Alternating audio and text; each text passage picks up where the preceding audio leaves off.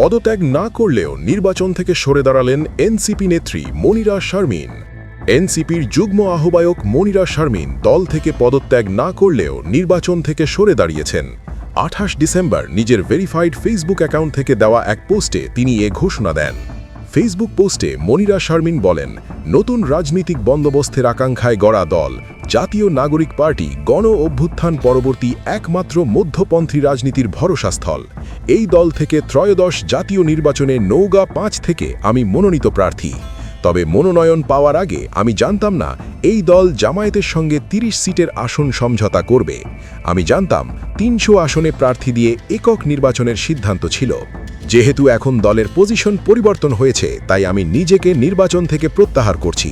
আমি নির্বাচনে অংশগ্রহণ করছি না। আমি এনসিপির স্বতন্ত্র শক্তিতে বিশ্বাসী। দলের প্রতি আমার কমিটমেন্ট আমি ভাঙিনি। আমি কিছুদিন আগে ক্রাউড ফান্ডিং করে নির্বাচনের অনুদান নিয়েছি। আমাকে যারা অনুদান দিয়েছেন তারা এনসিপির স্বতন্ত্র রাজনৈতিক অবস্থান দেখে ডোনেট করেছেন। যারা নিজেদের ডোনেশন ফেরত চান তাদের প্রতি আমার শ্রদ্ধা। সেই সংখ্যাটা একজন হলেও আমার দায়বদ্ধতা হলো অনুদানের অর্থ ফেরত দেওয়া। দ্রুততম সময়ের মধ্যে অনুদানের অর্থ ফেরত দেওয়ার কথাও জানান তিনি।